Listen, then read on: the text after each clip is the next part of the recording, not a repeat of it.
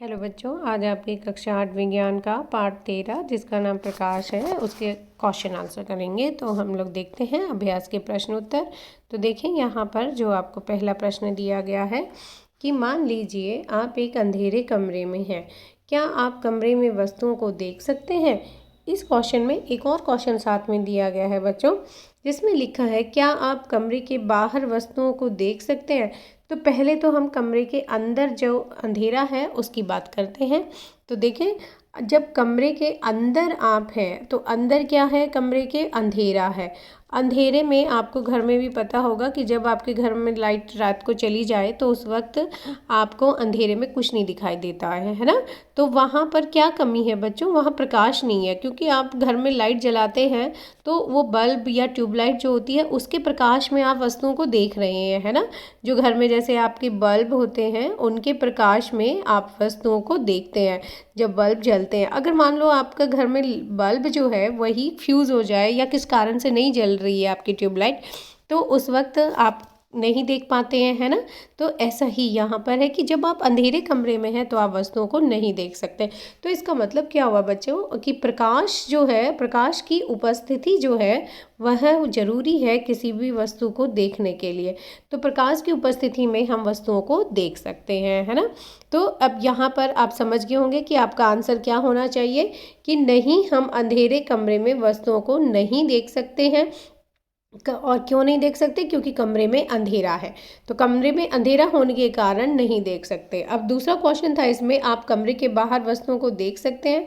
बिल्कुल, अगर कमरे के बाहर प्रकाश है तो हम वहाँ देख सकते हैं, है ना। वस्तुओं को प्रकाश में ही देखा जा सकता है, इसलिए कमरे के बाहर प्रकाश होने के कारण वस्तुओं को देख सकते हैं। ठीक है, तो आप आंसर समझ गए होंगे कि वहाँ पर प्रकाश जो है उसका होना बहुत ज़रूरी है, प्रकाश की उपस्थिति, तभी हम वस्तुओं को देख सकते हैं। ठीक है, तो अब हम लोग अगला क्वेश्चन करते हैं। अगले क्वेश्चन में जो लिखा है देखते हैं।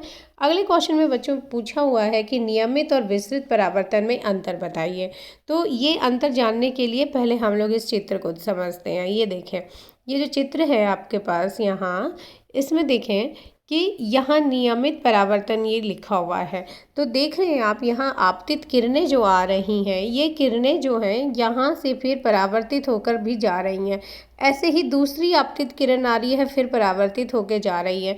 तो आप ये जो सरफेस है ये एक दर्पण है। दर्पण कैसा होता है बच्चों, चमकदार होता है ना, और बिल्कुल समतल सतह होती है उसकी। तो अभी हम लोगों ने पिछले क्वेश्चन में यही देखा है कि समतल सतह जो होती है उसमें हम इस तरह से मतलब चमकदार वस्तुओं को चमकदार सतह है तो हम वहाँ परावर्तन जो है वह बिल्कुल बराबर दिशाओं में जा रही हैं। देखें, ये जो किरणें हैं ये बराबर दिशाओं में जा रही हैं, इसलिए हम इन्हें मतलब कि बिल्कुल समांतर दूरी पर देख रहे हैं। ये देखें, समांतर दूरी पे हैं ये सभी। तो जब नियमित परावर्तन होता है उसमें क्या होता है कि जो परावर्तन होने के बाद किरणें जा रही हैं वह समांतर दिशाओं में, मतलब समांतर दूरी पे एक ही दिशा में जा रही हैं सारी। ये देखें, नियमित रूप से जा रही हैं। ठीक, और अगर हम ये देखें विस्तृत परावर्तन जो है, इसमें देखें आप चित्र कि जैसे ये किरण आ रही है, ये थोड़े से जो सरफेस है, जो सतह है वह ऊंची नीची है, यानी कि खुरदरी सतह है यहाँ। तो खुरदरी सतह जो होती है उसके ऊपर बच्चों जो किरणें हैं वो कोई कहीं आएगी कोई कहीं, तो उससे टकराने के बाद भी उनकी दिशाएं भी अलग अलग होंगी। ये देखिए आप, किसी की दिशा कहीं है, किसी की दिशा परावर्तित होने के बाद कहीं है। तो ये अलग अलग भिन्न भिन्न दिशाओं में किरणें जो हैं वो आपकी परावर्तित होकर चली जाएंगी। भिन्न दिशाओं में जा रही हैं तो वहाँ पर कैसा परावर्तन कहलाता है बच्चों, विस्तृत परावर्तन, की वह अनियमित है। ठीक, तो अब आप समझ गए होंगे कि आपका आंसर क्या होना चाहिए। तो अब हम लोग आंसर भी देख लेते हैं। आंसर नियमित परावर्तन पहले पढ़ते हैं। जब प्रकाश की किरणें किसी चिकने, यहाँ आप ये याद रखेंगे, चिकने व समतल पृष्ठ पर पड़ती हैं तो प्रकाश की किरणें परावर्तित होने के पश्चात समांतर एक नियमित दिशा में हो जाती हैं, इसे नियमित परावर्तन कहते हैं। और विस्तृत परावर्तन में जब प्रकाश की किरणें किसी खुरदरे या अनियमित पृष्ठ पर पड़ती हैं तब प्रकाश की किरणें अनियमित रूप से भिन्न भिन्न दिशाओं में परावर्तित हो जाती हैं, इसे विस्तृत परावर्तन कहते हैं। तो बच्चों आपने यहाँ जो मेन चीज़ ध्यान देनी है वो क्या है कि नियमित परावर्तन में परावर्तित होने के पश्चात समांतर एक नियमित दिशा में परावर्तित होती हैं किरणें, और यहाँ अनियमित रूप से भिन्न भिन्न दिशाओं में विस्तृत हो जाती हैं, बिखर जाती हैं। ठीक है, तो इसलिए यहाँ भिन्न दिशाएं हैं विस्तृत परावर्तन में, और नियमित में समांतर जो है वो एक नियमित दिशा में जा रही हैं। यही मेन अंतर है, ये आपने ध्यान रखना है। और यहाँ सतह का अंतर क्या है कि ये चिकना होगा, समतल होगा, और ये खुरदरा और अनियमित होगा। ठीक है, तो नियमित परावर्तन कौन सी सतह पर होगा? जो चिकनी व समतल होगी, और विस्तृत जहाँ खुरदरी और अनियमित सतह होगी। ठीक है, तो इस तरह आप समझ गए होंगे कि कौन सा परावर्तन कौन सा है।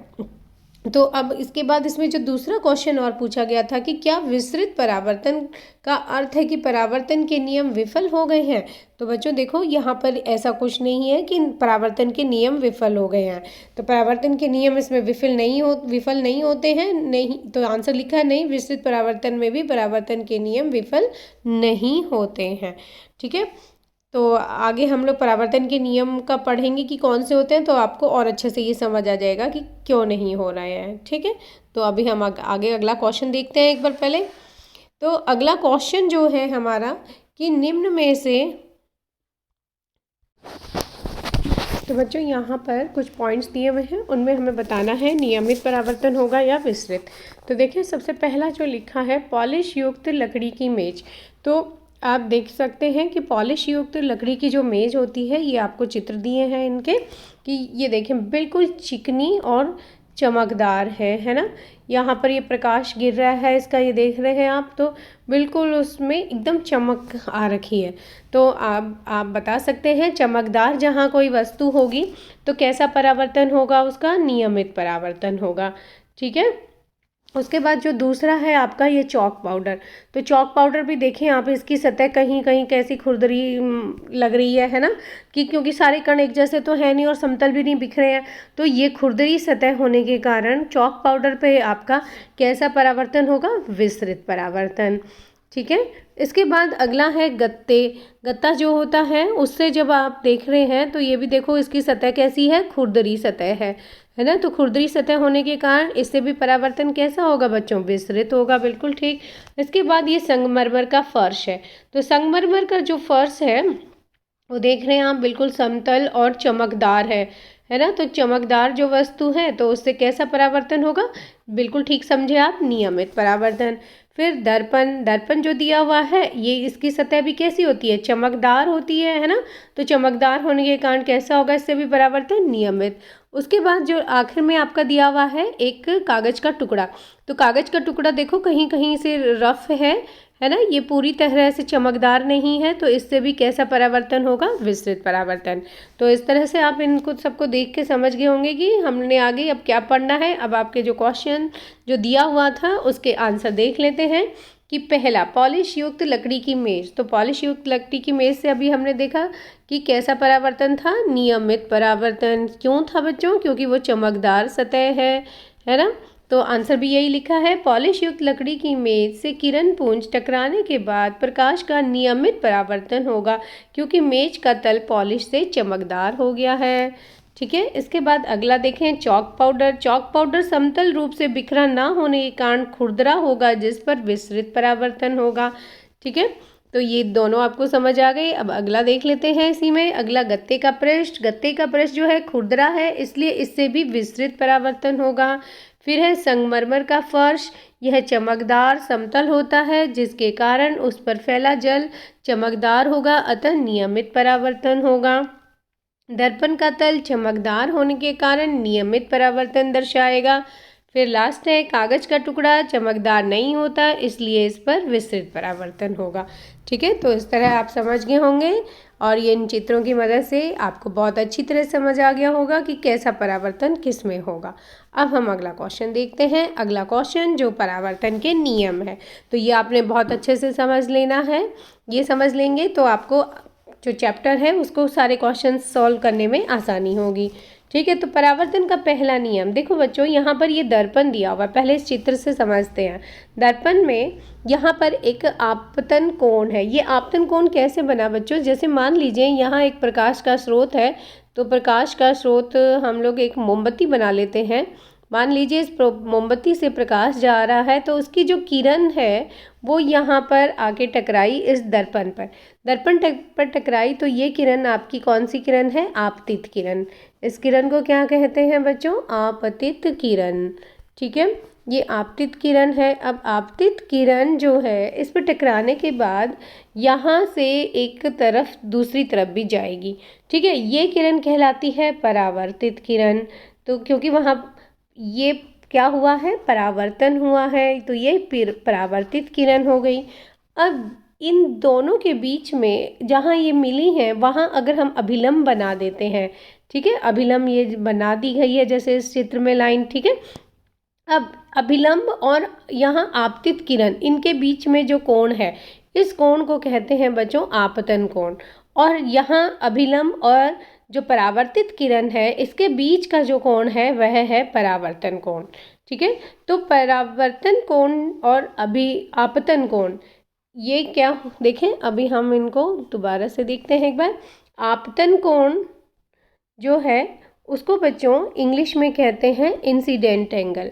इंसिडेंट एंगल, ठीक है, ये इंसिडेंट एंगल है। तो आप यहाँ देखें इसकी शुरुआत किससे हो रही है? आई से, तो इसलिए इसको एंगल आई से दर्शाया जाता है जो ये आपका दिया हुआ है। इसी तरह से ये जो आपका वो परावर्तन कोण जो है बच्चों, इसको कहा जाता है रिफ्रैक्टेड एंगल। परावर्तन कोण जो है वो कौन सा कहलाता है बच्चों? Refracted angle. ठीक है, तो ये रिफ्रैक्टेड एंगल, इसकी शुरुआत किससे हुई बच्चों? आर से, मतलब तो ये हो गया हमारा एंगल आर। तो ये आपका रिफ्लेक्टेड और जो कोण हो गया, तो एंगल आई बराबर एंगल आर। हमेशा क्या होता है, जो आपका आपतन कोण है वो हमेशा किसके बराबर होगा? आपके हमेशा वह जितना आपतन कोण बना है उतना ही आपका परावर्तन कोण होगा। ठीक, तो यही यहाँ पर दर्शाया गया है। ये आपका पहला नियम होता है, एंगल आई बराबर एंगल आर, और ये सदैव बराबर होते हैं, आपने याद रखना है, हमेशा बराबर होते हैं। इसके बाद जो था आपतित किरण, परावर्तित किरण और परावर्तक पृष्ठ, ये आपतन बिंदु जो जिस पे ये मिलते हैं आके उसको आपतन बिंदु कहा जाता है।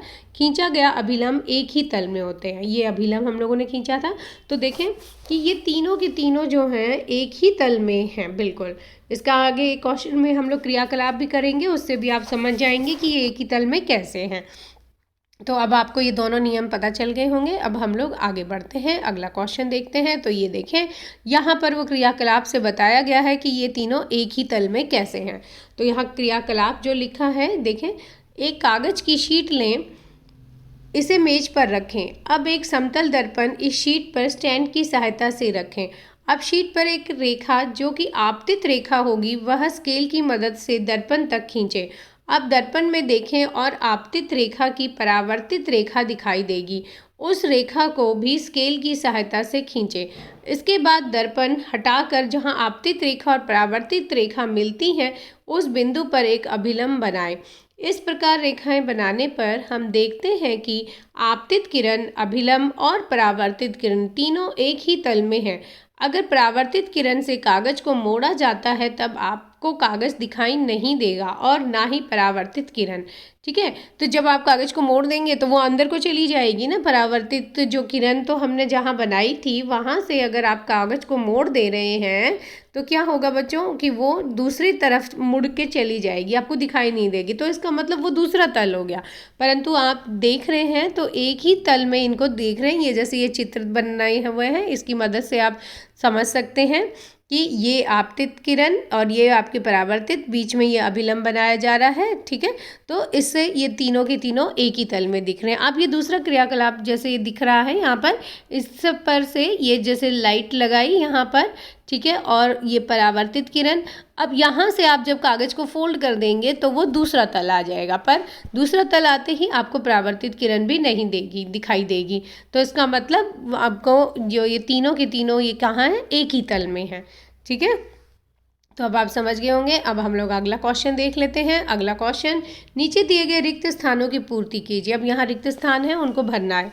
तो देखें, पहला एक समतल दर्पण के सामने 1 मीटर दूर खड़ा एक व्यक्ति अपने प्रतिबिंब से, आंसर है यहाँ डैश में, 2 मीटर दूर दिखाई देगा। तो आप बिल्कुल ठीक समझ रहे हैं कि ये हम लोग पहले भी कर चुके हैं। देखें कि जैसे ये यहाँ पर कोई वस्तु रखी गई है, समतल दर्पण जिसमें आप रोज की रोज अपने खुद की इमेज जो है रोज देखते हैं, ठीक है। तो ये जैसे खाने ये इसलिए बनाए गए हैं ताकि आपको पता चले कि अगले वाले जो बॉक्स हैं वो भी उतने ही बीच में दिख रहे हैं। जैसे ये वस्तु यहाँ है और इसके बीच में, अगर यहाँ बीच में 2 बॉक्स हैं तो प्रतिबिंब में भी वहाँ 2 बॉक्स के बाद ही आपको वो प्रतिबिंब दिखाई देगा। तो इसका मतलब जो दूरी है, जितनी दूरी पे आप दर्पण से खड़े हैं उतनी ही दूरी पर आपका दर्पण से प्रतिबिंब भी बन रहा है। तो अगर आप 1 मीटर की दूरी पे खड़े हैं और प्रतिबिंब भी आपका आगे 1 मीटर ही पे बना है, ठीक है, 1 मीटर यहाँ 1 मीटर यहाँ, तो आपका प्रतिबिंब आपसे कितनी दूरी पे हो गया, 2 मीटर की दूरी पे हो गया, ठीक है। तो इस तरह से ये आपका आंसर आ गया, 2 मीटर दूर दिखाई देगा, ठीक है। अब अगला क्वेश्चन, अगला खाली स्थान जो दिया हुआ है कि यदि किसी समतल दर्पण के सामने खड़े होकर आप अपने दाएं हाथ से अगर आपने दायां हाथ जो है आपका, उससे बाएं कान को आपने पकड़ना है, ठीक है, बाएं कान को छुएं तो दर्पण में ऐसा लगेगा कि आपका दायां कान बाएं हाथ से छुआ गया है, ठीक है। तो दोनों ही जो खाली स्थान है वहाँ पर आपका आंसर बाएं आएगा। अब आपको पता है जो समतल दर्पण होता है, जैसे इस बच्चे का चित्र देखें आप, ये समतल दर्पण में देख रहा है खुद को, तो यहाँ पर आपने हमेशा देखा होगा कि आपकी बाईं साइड जो है वो दाईं दिखेगी, दाईं साइड जो है वो आपकी बाईं दिखेगी, ठीक है। मतलब हमारी जो पार्श्व होती है, जो हमारी साइड होती है वह बदल जाती है, साइड जो है वह बदल जाती है। तो साइड बदलने के कारण ऐसा ही दिखेगा कि अगर आप अपने दाएं हाथ से अगर बायां कान छू रहे हैं तो आपको दर्पण में क्या दिखेगा कि आपने अपने बाएं हाथ से दाएं हाथ से बायां कान को छुआ है, ठीक है। तो अब आप ये समझ गए होंगे। अब हम लोग आगे बढ़ते हैं। अगला क्वेश्चन खाली स्थान, जब आप मंद प्रकाश में देखते हैं तो आपकी पुतली का साइज कैसा हो जाता है, बड़ा हो जाता है। तो यहाँ पर ये देखें, ये आपके लिए ये दिल लगाया हुआ है कि जैसे ये आपकी पुतली कौन सी है। अब आपको पता हो गया होगा कि जैसे ये जो काले रंग का ये जो पोर्शन हमारी आँख में होता है, जिसे हमारी आँखों का रंग पता चलता है, उसे क्या कहते हैं, परितारिका। और परितारिका के बीच में आपको एक काला और दिख रहा होगा, ये जो छिद्र होता है इसको पुतली कहा जाता है। जब हम प्रकाश में देख रहे हैं मतलब, और वो प्रकाश जो है मंद प्रकाश है, तो हमें पूरी अपनी आंखें खोल खोल के देखनी पड़ती हैं, तो इससे हमारी पुतली का साइज बड़ा हो जाता है, ठीक है। तो अब हम आगे देखते हैं। अगला है, रात्रि पक्षियों के नेत्रों में शलाकाओं की संख्या की अपेक्षा शंकुओं की संख्या कम होती है। बिल्कुल ठीक है, ये आप देख रहे हैं यहाँ पर शलाकाएं और शंकुओं का यहाँ चित्र भी दिखाया गया है। ये आपके जो शलाकाएं और शंकु हैं इनको इंग्लिश में रोड्स एंड कोन्स कहते हैं। शलाकाएं जो होती हैं वो रॉड्स होती हैं, कोन्स जो होते हैं वो शंकु होते हैं, ठीक है, इनको कोन्स कहा जाता है। जो कोन्स होते हैं वह हमें दिन के प्रकाश में, मतलब तीव्र प्रकाश जो होता है उसमें देखने में मदद करते हैं, और वहाँ पर हमें जो अलग अलग रंग होते हैं उनको भी पहचानने में ये मदद करते हैं। जो रॉड्स होते हैं मतलब कि जो शलाकाएं हैं वो हमें जो मंद प्रकाश होता है उसमें देखने में मदद करते हैं। तो रात्रि के पक्षियों को मंद प्रकाश में देखना होता है ना, तो इसलिए वहाँ उनके आँखों में शलाकाओं की संख्या, रोड्स की संख्या ज़्यादा होती है, ठीक है। तो अब हम आगे देखें अगला क्वेश्चन। अगले क्वेश्चन में परावर्तन के नियम का फिर से पूछा गया। देखें, आपतन कोण परावर्तन कोण के बराबर होता है। अभी हमने नियम में पढ़ा था कि वह सदैव बराबर होता है। ये चित्र से भी आपको याद आ गया होगा कि एंगल आई जो होता है वो एंगल आर के हमेशा बराबर होता है, हमेशा यानी कि सदैव बराबर होता है। तो आपका आंसर सदैव आ गया, ठीक है। तो आगे देखते हैं। अब अगले क्वेश्चन में सही विकल्प ही बताना है। यहाँ लिखा है समतल दर्पण द्वारा बनाया गया प्रतिबिंब होता है। तो समतल दर्पण जो आप रोज़ देखते हैं, आपको पता ही चल गया होगा उसमें कैसा आपका प्रतिबिंब दिखता है, आपके साइज के बराबर दिखता है ना। तो ये आपका बिंब का साइज जो है वो उसके बराबर होगा, और वो दर्पण के पीछे होता है है ना, और साथ में क्योंकि पीछे है दर्पण के तो वो आभासी प्रतिबिंब है। तो आंसर आप समझ गए होंगे कौन सा है, सेकेंड पार्ट ख वाला, आभासी दर्पण के पीछे और बिंब के साइज के बराबर। ठीक है, अब आगे देखते हैं। अगला क्वेश्चन जो आपको दिया है बच्चों वो है क्लाइडोस्कोप की रचना का वर्णन कीजिए। क्लाइडोस्कोप जिसे कि बहुमूर्तिदर्शी कहा जाता है। ठीक है, तो बहुमूर्तिदर्शी जो है उसके बारे में आपने यहाँ पर बताना है कि वो किस तरह से बनाया जाएगा। बच्चों ने क्लास में बनाए थे भी, बहुत अच्छे अच्छे बना के लाए थे। तो अब हम एक बार इसका चित्र देख लेते हैं। पहले ये देखें, आपको याद आ गया होगा कौन सा होता है क्लाइडोस्कोप। ये देखें, ये इस तरह से आपने इसमें क्या करना है, ये 3 जो है कांच की पट्टियाँ लेनी है। कांच की जो पट्टियाँ लेंगे आप, उन मतलब समतल दर्पण की लेंगे, उन तीनों को आपस में इस तरह से लगा देना है एक त्रिभुजाकार आकृति में, एक नीचे एक साइड में और एक साइड में। ठीक है, अब एक आपने बेलनाकार गोल शीट लेनी है, उसके अंदर इन तीनों कांच की पट्टियों को फिट करना है। फिर आपने एक सिरे को जो है गोल से आपने बंद करना है बीच में एक छेद के साथ। ठीक है, और यहाँ दूसरी तरफ आपने एक पहले कांच की शीट लगानी है और उसके बीच में कुछ चूड़ियाँ कांच की ऐसे रख देंगे, टुकड़े उनके, और फिर दोबारा से एक शीट लगा देंगे जो कि खुरदरी मतलब कि थोड़ी घिसे हुए कांच की शीट लगा देंगे। दोनों के बीच में इतनी दूरी रखें कि वो हिले चूड़ियाँ जो हैं, नहीं तो आपको पैटर्न नहीं दिखाई देंगे। ठीक है, फिर इसको यहाँ से ढक देंगे, तो मतलब कि इसको साथ इसको लगा देंगे। तो उसके बाद आपने जो पैटर्न बने हैं वो आपको इस तरह ये चूड़ियों के विभिन्न पैटर्न्स अलग अलग दिखेंगे। जो एक बार जो पैटर्न दिखेगा आपको वह दोबारा से नहीं दिखेगा, इतने अलग अलग पैटर्न आपको इससे दिखाई देंगे। तो अब हम इसके जो आंसर है वो देखते हैं। आंसर में क्या लिखा है, बहुमूर्तिदर्शी यानी कि क्लाइडोस्कोप बनाने के लिए समतल दर्पण की 3 पट्टियाँ जो कि लगभग 15 सेंटीमीटर लंबी और 4 सेंटीमीटर चौड़ी हों और आयताकार रूप में लीजिए। ये जो पट्टियाँ हैं आपकी आयताकार होनी चाहिए। इन तीनों पट्टियों को त्रिभुजाकार रूप में एक बेलनाकार ट्यूब जैसी संरचना में भी लगाया जा सकता है, अन्यथा त्रिभुजाकार रूप में इनको आपस में जोड़ें।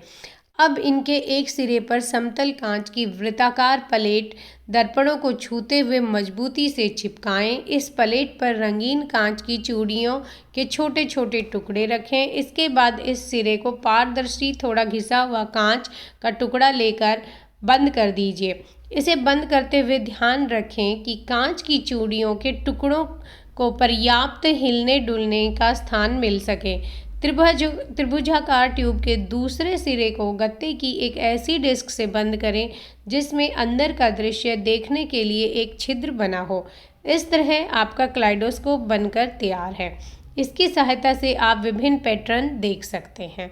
ठीक है, तो ये आपका हो गया क्लाइडोस्कोप कैसे बनना है। ये इसका चित्र बच्चों ज़रूर बना लें आप साथ में। अब अगला क्वेश्चन जो है बच्चों आपका,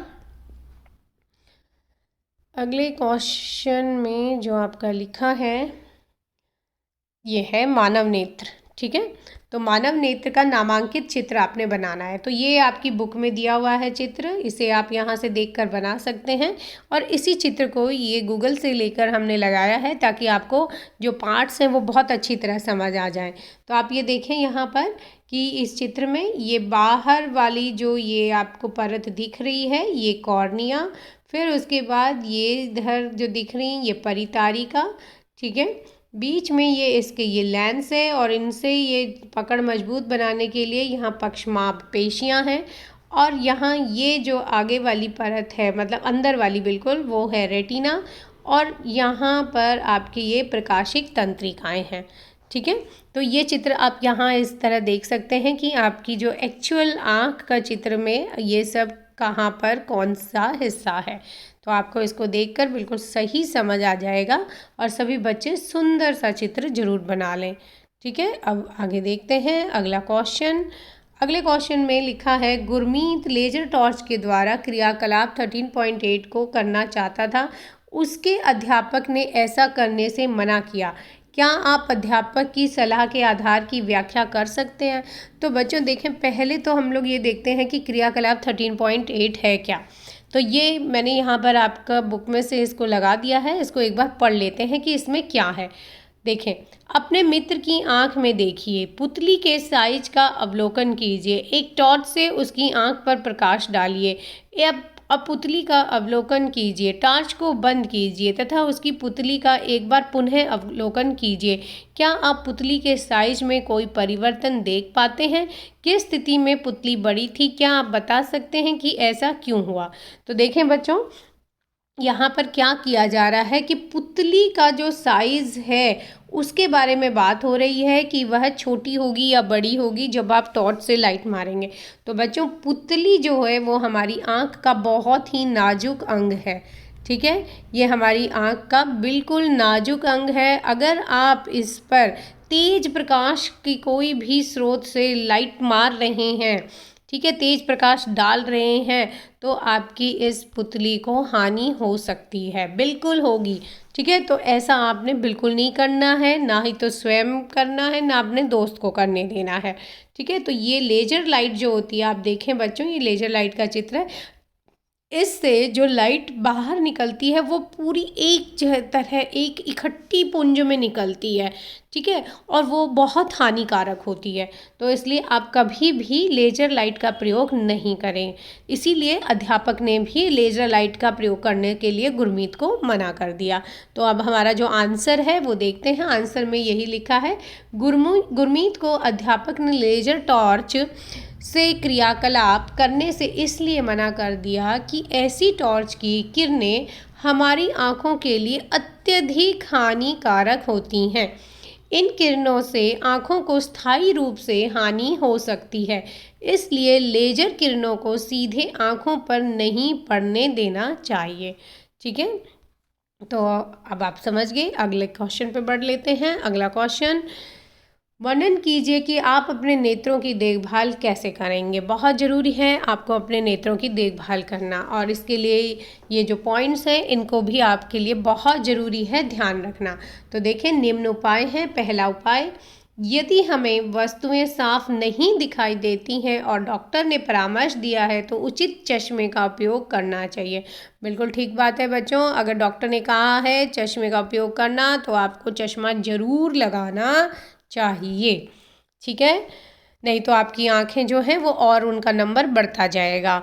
अगर आप चश्मे का प्रयोग करते हैं तो आपकी जो आई साइट है वो स्थिर हो जाएगी। ठीक, तो अब अगला पॉइंट दूसरा, हमें कभी भी बहुत कम या बहुत अधिक प्रकाश में नहीं पढ़ना चाहिए, इससे नेत्र खिंचाव और सिर दर्द हो सकता है।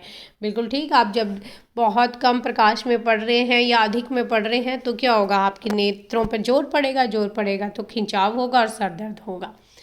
तीसरा पॉइंट, सूर्य को कभी भी नंगी आंखों से ना देखें। मतलब सूर्य को देखते हुए आपने कोई गॉगल या ऐसे चश्मे जो धूप में आप लगा सकते हैं और उस प्रकाश को देखने के लिए वो लगाने चाहिए, या फिर एक्सरे की जो फिल्म होती है वो भी आप लगाकर देख सकते हैं।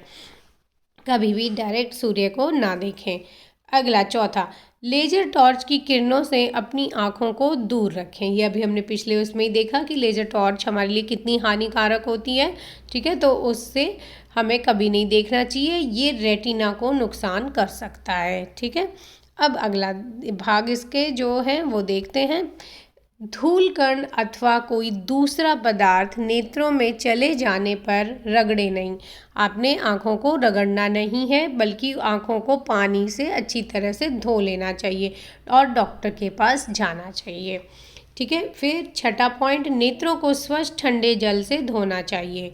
ठंडे जल से आपको बच्चों, अगर मतलब ठंड का मौसम है उस वक्त आपको जो आपके घर में फ़िल्टर का या नॉर्मल पानी होता है उस पानी से धो लेना चाहिए आँखों को। और अगर गर्मियों का दिन है तो गर्मियों में आप फ्रिज का पानी भी यूज़ कर सकते हैं अपनी आँखों को धोने के लिए। आप जब बाहर से घर पहुँचें तो गर्मियों में ज़रूर, क्योंकि वहाँ उन दिनों में धूल कण ज़्यादा उड़ते हैं, तो आपको ज़रूर ध्यान रखना चाहिए कि आपके पानी से एक बार आँखें धुल जाएं। ठीक है, तो अगला पॉइंट देखते हैं। अब अगले पॉइंट में है, पढ़ते हुए पुस्तक को उचित दूरी अर्थात 25 सेंटीमीटर दूरी पर रखकर पढ़ना चाहिए। ये भी बहुत ज़रूरी है कि आप जब पढ़ रहे हैं तो आपकी आंखों और किताब के बीच में 25 सेंटीमीटर की दूरी ज़रूर हो। ठीक है। तो ये 25 सेंटीमीटर आपने याद रखना है कि इससे कम दूरी पे आप ना पड़े। अगला कि संतुलित आहार, ये बहुत ज़रूरी है बच्चों। जो भी आप प्रिकॉशंस कर रहे हैं उसमें अगर आप आहार ठीक नहीं ले रहे हैं तो आपको नुकसान होगा, ठीक है। तो आपने संतुलित आहार जरूर लेना है जिसमें विटामिन ए वाले जो मैक्सिमम सब्जियां फ्रूट्स वगैरह होते हैं उनको आपने यूज़ करना है, जैसे कि गाजर हो गई, फूल गोभी, हरी सब्जियां जो होती हैं उनमें मैक्सिमम में विटामिन ए होता है।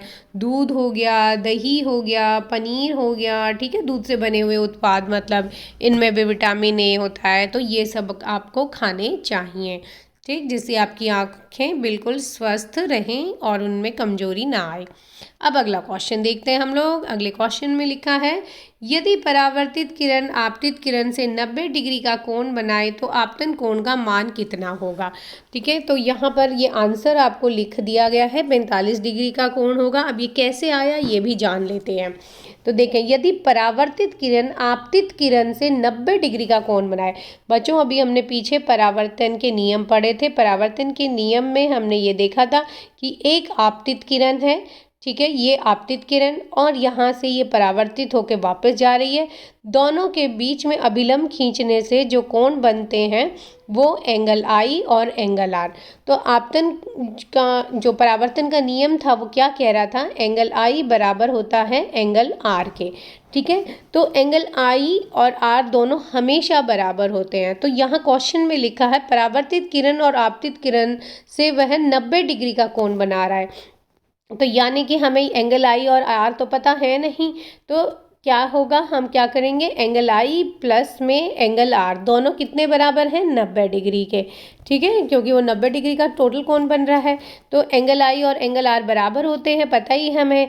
तो हम इसमें से दोनों को एक को लिख सकते हैं, angle I plus angle R की जगह पे दूसरा भी एंगल आई लिख देते हैं। तो ये दोनों हमारे क्या हो गए, एंगल आई और एंगल आई को 2 बार हमने जोड़ा तो ये क्या हो गया, 2 एंगल आई। तो 2 एंगल आई जो है वो किसके बराबर है, 90 डिग्री के। तो एंगल आई का मान लिखेंगे तो हमारे पास क्या आ जाएगा बच्चों कि 2 को हम इस तरफ ले आएंगे तो 90 के नीचे 2 आ गया, 90/2, और इसको काटेंगे तो हमारे पास 45 डिग्री आ गया, ठीक है। तो इस तरह से आप इसको सॉल्व करके भी बता सकते हैं कि आपका ये 45 डिग्री कैसे आया। तो ये 45 डिग्री आपका इस तरह सॉल्व करने पर आंसर निकलेगा, ठीक है। तो अब हम आगे बढ़ें, अगला क्वेश्चन। तो अगले क्वेश्चन में जो लिखा है, यदि 2 समांतर दर्पण एक दूसरे से 40 सेंटीमीटर के अंतराल पर रखे हों तो इनके बीच रखी एक मोमबत्ती के कितने प्रतिबिंब बनेंगे।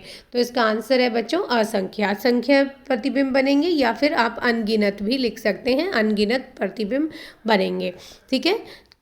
इसके बाद अगला देखते हैं। अगले में लिखा है, 2 दर्पण एक दूसरे के लंबवत रखे हैं, ठीक है। 2 दर्पण मतलब कि एक दर्पण इस तरह से और लंबवत है तो दूसरा इस तरह से, ठीक है, इस तरह से 2 रखे हैं। प्रकाश की एक किरण एक दर्पण पर 30 डिग्री के कोण पर आपतित होती है। अब मान लो यहाँ से एक प्रकाश की किरण आई और वो जो किरण आई वो 30 डिग्री का कोण बना रही है, आपतित हो रही है, ठीक है।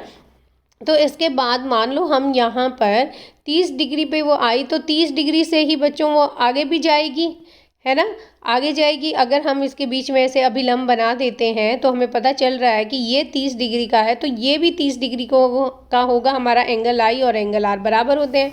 उसके बाद ये इस दूसरे दर्पण पे यहाँ टकरा के फिर ऐसे जाएगी, है ना। तो अब हम आगे क्वेश्चन देखते हैं कि आगे क्वेश्चन में क्या लिखा हुआ है। तो एक बार दोबारा से देखते हैं क्वेश्चन को। इस तरह से 2 दर्पण एक दूसरे के लंबवत रखे हैं। प्रकाश की एक किरण एक दर्पण पर 30 डिग्री के कोण पर आपतित होती है, जैसा कि चित्र में दर्शाया गया है। दूसरे दर्पण से परावर्तित होने वाली परावर्तित किरण बनाइए। अब जो दूसरे दर्पण से परावर्तित हो रही है किरण वो हमें बनानी है। तो देखें, हम चित्र देखते हैं इसका। पहले ये देखें, ये 2 दर्पण रखे हैं, लंबवत रखे हैं एक दूसरे के, 90 डिग्री एंगल पे लंबवत हो गए, ठीक। तो ये आपतित किरण आ रही है, ये 30 डिग्री का कोण बना रही है। देखें, ये आपतित किरण ये 30 डिग्री के कोण पर यहाँ से जाएगी, मान लो परावर्तित होके तो 30 डिग्री के कोण पे ही जाएगी। ठीक है, यहाँ बीच में ये हम अभिलंब बना देते हैं तो 30 डिग्री हो गया और यहाँ भी 30 डिग्री हो गया। तो अब इसके बाद ये परावर्तित हो गई। अब इस परावर्तित किरण का दूसरे किरण जब दर्पण से टकराएगी ये, तो उस दर्पण के लिए ये क्या होगी बच्चों, ये आपतित किरण हो गई फिर। ठीक है, दूसरे दर्पण के लिए अब ये आपतित किरण का काम करेगी। अब ये यहाँ से टकरा के फिर से जाएगी, तो ये जब अब टकरा के जाएगी यहाँ से, तो ये परावर्तित किरण हो जाएगी। ठीक है, तो अब हमें यहाँ बताना है कि ये जो पहले मिरर से परावर्तित हुई किरण, उसने परावर्तित कोण कितने पे बनाया। तो बच्चों आप देख रहे हैं कि ये अपने आप इस तरह से थोड़ा उससे तो चौड़ा ही दिख रहा है ना, दुगना करीब दिख रहा है। तो अगर हम बीच में इसके अभिलंब ऐसे बना दें तो ये कोण और ये कोण जो है हमारा लगभग क्या, ये 60 डिग्री के बनेगा। ठीक है, जो यहाँ पर 60 डिग्री बनेगा तो दूसरा भी 60 ही बनेगा। तो आप ये चित्र यहाँ पर देख सकते हैं और ये वाला चित्र आपने अपनी कॉपी में इस तरह से बना लेना है कि ये 30 डिग्री पे आई और 30 डिग्री से परावर्तित होके गई और दूसरे दर्पण पर जब टकराएगी तो ये आपतित किरण का काम करेगी और यहाँ से जाएगी तो उतनी बराबर पे ही जाएगी, तो ये परावर्तित होके फिर गई। तो ये अगर हम अभिलंब बीच में बना रहे हैं तो यहाँ 60 डिग्री तो इधर भी 60 डिग्री। ठीक है, तो अब आप ये समझ गए होंगे कि किस तरह से हमने ये बनाना है। अब अगला क्वेश्चन देख लेते हैं। अगला क्वेश्चन में लिखा है, चित्र दिया हुआ है यहाँ भी और दर्शाए अनुसार बूझो एक समतल दर्पण के ठीक सामने पार्श्व से कुछ हटकर एक किनारे ए पर खड़ा होता है। तो देखें ये दर्पण दिया हुआ है आपके यहाँ पर। ठीक है, ये दर्पण है और बूझो इससे हटकर यहाँ खड़ा है साइड में, ये देखें आप ए पे। ठीक है, क्या वह स्वयं को दर्पण में देख सकता है। तो आप देखें कि ये पार्श्व में उसके साइड में खड़ा है, तो बूझो अपने आप को दर्पण में कैसे देखेगा जब दर्पण उसके सामने ही नहीं है ना। तो और फिर पूछ रहे हैं कि क्या वह पी क्यू, जो पी क्यू पॉइंट है और आर पर स्थित वस्तुओं के प्रतिबिंब को देख सकता है। तो देखें P यहाँ है, Q यहाँ है और ये दर्पण की इस तरह से लाइन बनी है आपकी यहाँ तक। अब आप देखें कि अगर आपके ये जो P और Q पॉइंट है इनकी इमेज इसमें दिख जाएगी बूझो को, वो साइड में खड़ा है परंतु इनका प्रतिबिंब उसे दिखेगा और ये R तो बहुत दूर है, इसका प्रतिबिंब वो नहीं देख पाएगा, है ना। तो ये इस चित्र से भी आप देख सकते हैं कि जो वो है R जो है उस प्रतिबिंब को दूर होने के कारण वो इसमें नहीं देख पाएगा, पर इन दोनों के प्रतिबिंब को देख पाएगा। तो ये आंसर है यहाँ, बूझो स्वयं को दर्पण में नहीं देख पाएगा क्योंकि वह पार्श्व से कुछ हटकर खड़ा है। बूझो P और Q पर स्थित वस्तुओं के प्रतिबिंब को देख सकता है परंतु R पर स्थित वस्तु के प्रतिबिंब को नहीं देख सकता। और ये जो साइड में दूसरा चित्र देख रहे हैं आप बच्चों, इससे भी आपको पता चल जाएगा कि वो कैसे देख सकता है। ठीक है, तो इसके बाद हम ज़्यादा डिटेल में नहीं बता रहे इसको, नहीं तो आपकी वीडियो बहुत बड़ी होती जा रही है, तो इसलिए आगे अगला क्वेश्चन और देख लेते हैं जल्दी से। ये देखें, ए पर स्थित किसी वस्तु के समतल दर्पण में बनने वाले प्रतिबिंब की स्थिति ज्ञात कीजिए, चित्र में दिया हुआ है। तो यहाँ पर ये जो चित्र है देखें आगे ये दिया हुआ है। ठीक है, यहाँ इस चित्र में भी दिया है। तो देखें बच्चों, यहाँ पर आपको ये दिख रहा है कि ए पर जो वस्तु है वो दर्पण के सामने है, बी और सी पे ये पहले यहाँ है, फिर बूझो है यहाँ सी पे। तो क्वेश्चन जो था अपना, एक बार उस क्वेश्चन को दोबारा से रीड कर लेते हैं। देखें, कह रहे हैं ए पर स्थित वस्तु का प्रतिबिंब समतल दर्पण से जो है उसकी हमने स्थिति बतानी है। तो स्थिति समतल दर्पण से उसकी कितनी होगी बच्चों। देखें, जैसे ये दर्पण है आपका और यहाँ पर ए पॉइंट है, तो यहाँ जितनी दूरी पे आप इस दर्पण से खड़े हैं तो उसके पीछे उतनी ही दूरी पे आपका प्रतिबिंब बनेगा, यानी कि समान दूरी पे। ठीक है, क्योंकि समतल दर्पण है, समतल दर्पण है तो इसलिए समान दूरी पर ही आपका प्रतिबिंब बनेगा। ठीक है, तो इसका आंसर हो जाएगा समान दूरी पे बनेगा। ठीक है, इसके बाद जो इसका दूसरा भाग है, क्या स्थिति बी से पहली प्रतिबिंब को देख सकती है।